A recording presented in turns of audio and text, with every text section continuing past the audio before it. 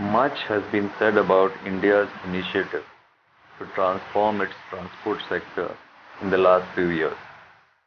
Such has been the hype and some much needed action that one is forced into the assumption that perhaps electric vehicle alone is the panacea for all of India's problems. There is a deeper reason for the government and the private sector to gear up towards this initiative. Electric vehicles are just part of the overall strategy. The strategy in itself is towards a green and low carbon transport. Let us understand the context better with this report.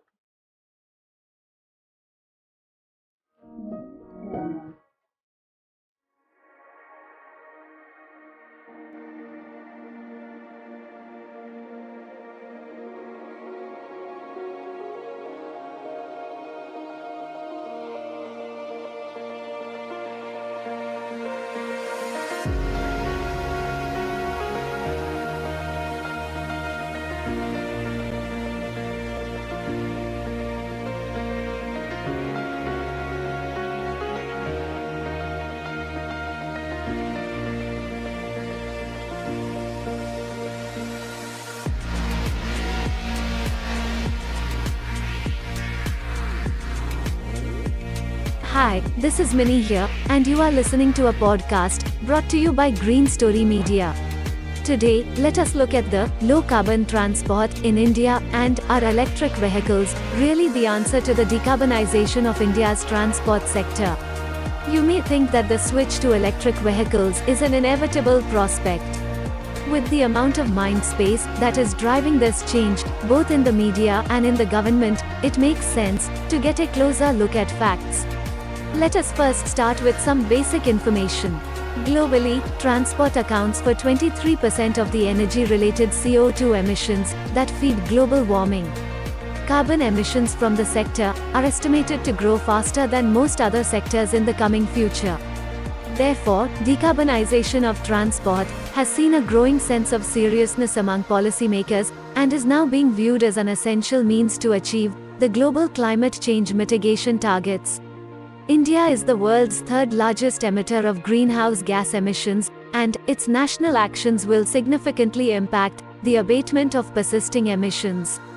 India is also a party to the 2016 Paris Agreements and has made commitment to reducing emissions by one-third of its previous levels of 2005 by the year 2030. The transport sector in India is presently powered almost entirely by carbon-intensive gasoline-based fuels. This is about 18% of the net emissions from the entire Indian economy in a year. The sector is largely oil-dependent and accounts for 13% of the country's energy-related CO2 emissions.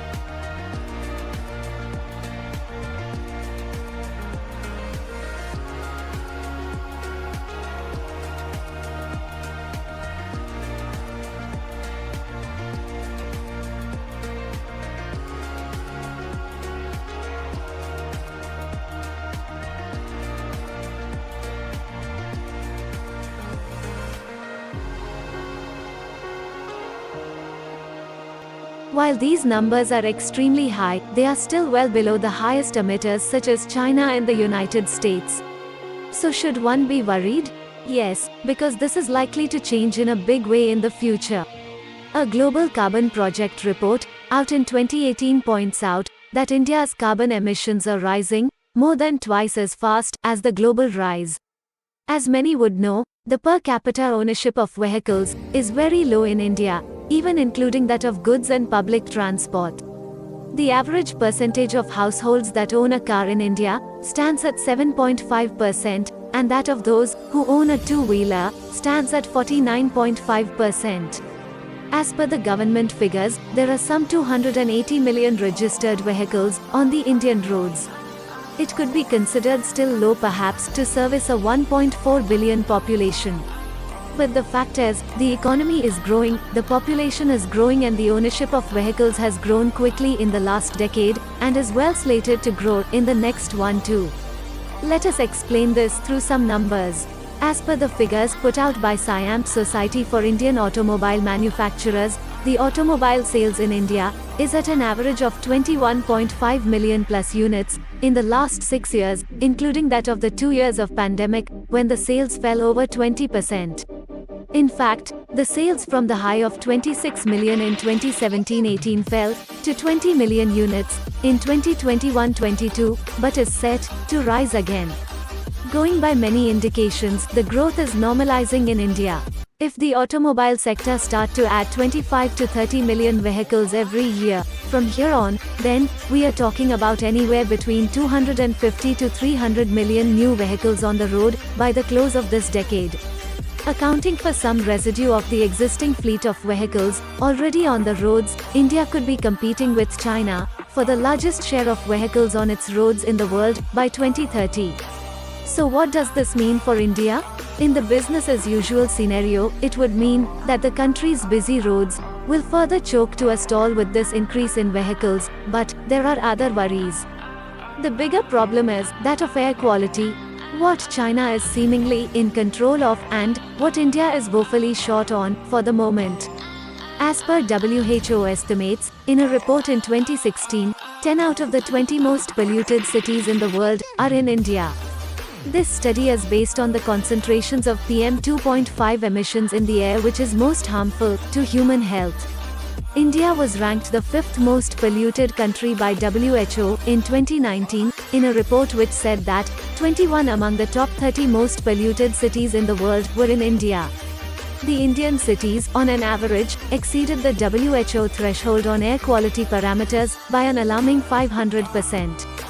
The quality of air is already at the threshold of toxic on an average, in the cities and towns of a densely populated country.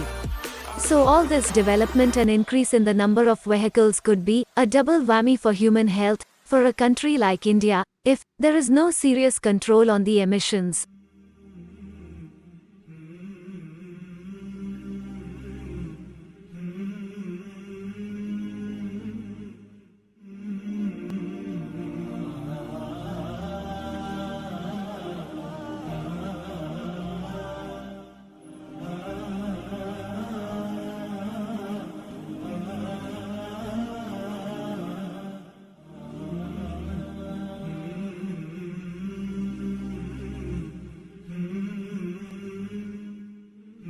Barun Agrawal of Breathe Easy Consultants, who work on the air quality problems in Delhi and NCR, calls this a national emergency. He says, the problem is huge and is not just restricted to the metros of Delhi, Bangalore and Mumbai. He believes and demonstrates graphically from a map that the entire northern Gangetic plains of the Indian subcontinent, including even some higher reaches of that area, suffers from poor air quality. He cites long-term health concerns for people exposed to this quality of air on a daily basis, causing the particulate matter to enter not only the human lungs, but also the bloodstream, which then leads to a systemic organ deterioration. He says that in other countries, when the outdoor air pollution is approaching 50 microns per cubic meter of air, it is a red flag, while in India it is business as usual, when the figures are even over 100 at various places in the country on a regular basis. Now, this coming from an homegrown expert is bad news. So what is the answer? And more importantly, what is the response from the government on this critical matter? It would be fair to say that the government is definitely seized of the matter. India's transport policies have evolved rapidly over the last 2 decades. While the Environment Protection Act was formulated in 1986 and the Motor Vehicles Act in 1988, the exigencies of present times rapidly led to rejig of policies from 2001 onwards. 2 important ones in the context of this piece are the National Urban Transport Policy (NUTP) 2006 and the National Electric Mobility Mission Plan (NEMMP) 2013. Further, the faster adoption and manufacturing of hybrid and electric vehicles (FAME) was introduced in 2015 to reduce the initial purchasing costs and early adoption of EVs and hybrid vehicles. This was followed by FAME 2 in 2019. In the last couple of years, the government has zeroed in on a mitigation strategy to combat pollution in a big way. It is a 4-pronged one. They are 1. Modal shift to greener transport. 2. Improving vehicular efficiency. 3. Electric vehicles. And 4. Biofuels. Let us examine each of them separately and with their respective challenges in the next part of this podcast. Until then, goodbye. We now understand that Indian policymakers and Indian citizens have traveled a bit in finding a sweet spot which works as far as transportation is concerned. At the moment, the situation is emerging and it is in bits and pieces for all concerned. At the least, the policies seem sound and workable. The industry also seems to be responding, while the demand is quite strong at the consumer end. In the next part of this episode, we shall delve into each aspect of these policy initiatives by the government and look at the future of low carbon transport. I'm RB and I hope you like our podcast. Do support us in our endeavor to bring you news and impressions around the globe in matters pertaining to our planet and environment. Kindly like and share our material. Do let us have your feedback and comments, which can help us do better.